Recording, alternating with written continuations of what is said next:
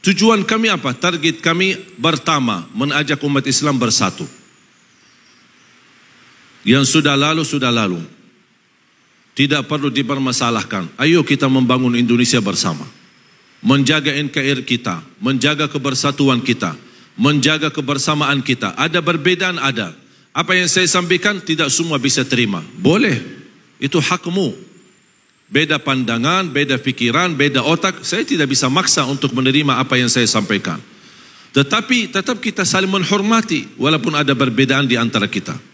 Saya suka kalau masuk masjid, selalu saya sesuaikan. Di mana masjid, apalagi diminta jadi imam. Kalau salat subuh saya tanya, kunut subuh tidak? Oh kami biasa kunut subuh, saya kunut subuh. Oh kami biasa tidak kunut subuh, saya tidak kunut subuh. Kami biasa jahar bismillah, saya jahar bismillah. Kami biasa tidak jahar bismillah, saya tidak jahar bismillah. Kami selepas salat biasanya zikir jama'i, saya zikir jama'i. Selepas salat kami zikir masing-masing, saya zikir masing-masing. Sesuaikan.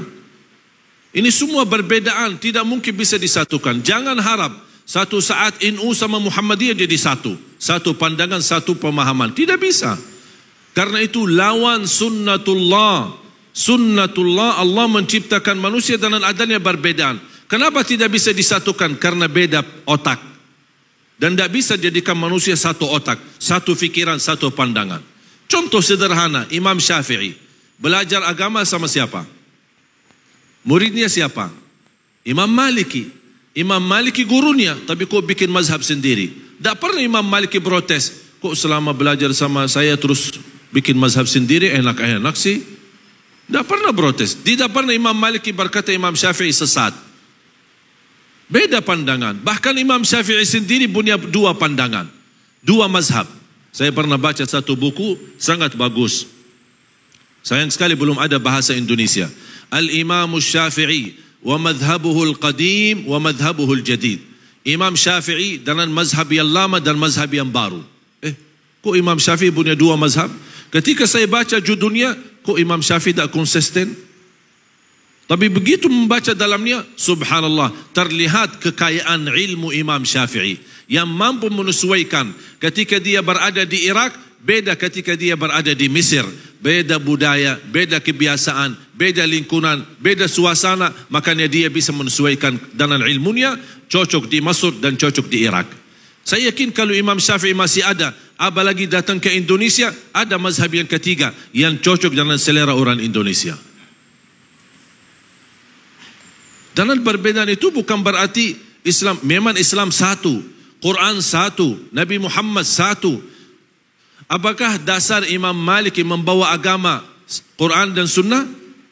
Dasarnya apa Imam Maliki? Quran dan Sunnah. Terus Imam Syafi'i apa dasarnya? Quran baru beda, Sunnah baru beda atau sama? Tapi kalau memang sama-sama membawa Quran, sama-sama bawa hadis, kenapa ada perbedaan? Bukan beda sumber agama, tetapi berbeda memahami isi Al-Quran. Yang terjadi beda pemahaman, bukan beda sumber agama. Mereka tahu semua kembali kepada sunnah, semua kembali kepada hadis, semua kembali kepada Al-Quran. Tapi memahami isi Al-Quran dan memahami makna hadis.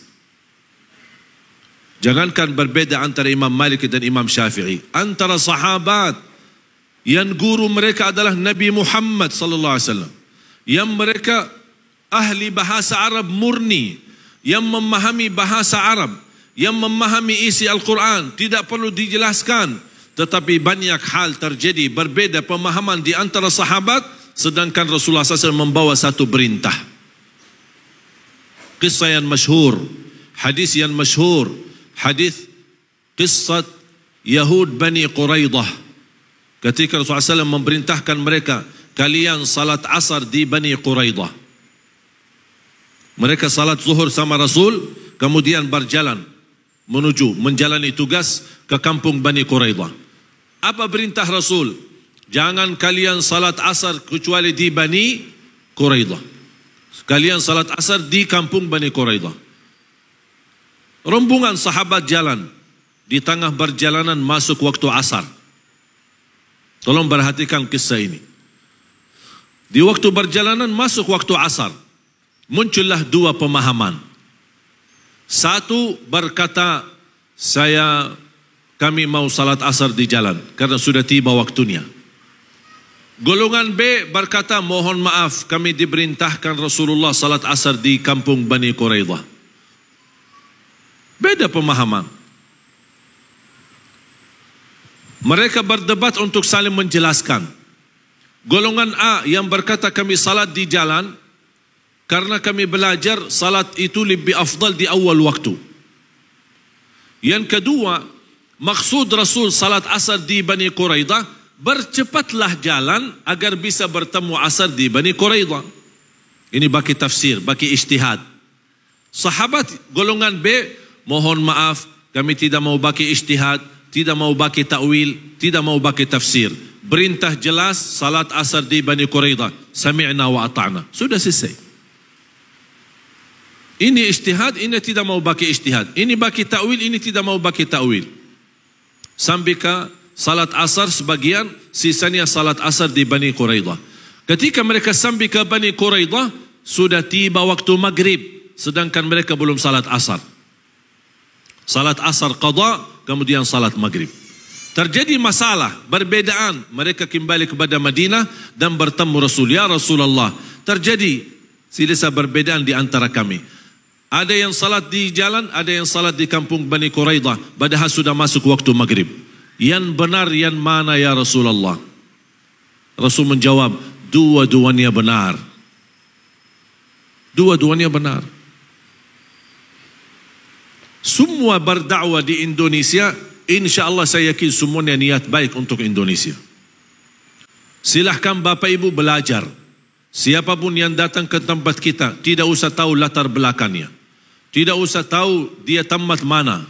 Saya tidak peduli tamatan mana. Mau dia tamatan Madinah, mau dia tamatan Makkah, mau dia tamatan Mesir, mau dia tamatan Maroke, dia mau tamatan Sudan, mau dia tamatan Hadramaut, Darul Mustafa, atau dunia tamatan Al-Ahqaf, atau apa saja, saya tidak peduli. Saya peduli isinya saya dengar. Manfaat saya ambil, tidak bermanfaat saya buang. Dan tetap guru itu kita hormati. Dan justru semakin belajar dalam perbedaan, man kathura ilmuhu qalla inkaruhu, semakin banyak ilmu kita akan berkurang mengingkari perbedaan.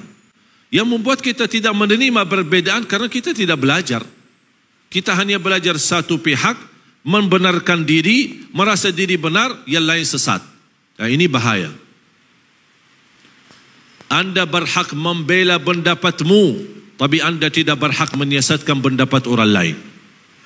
Hakmu bela pendapatmu, tapi tidak berhak menyiasatkan orang lain. Apalagi masing-masing punya dalil, punya dasar, tetapi beda menartikan atau memahami isinya. Oleh karena itu jamaah sekalian, sangat penting dalam perjuangan kita harus memsatukan visi dan misi kita. Menyatukan umat dan tujuan kita mewujudkan sejuta penghafal Al-Quran.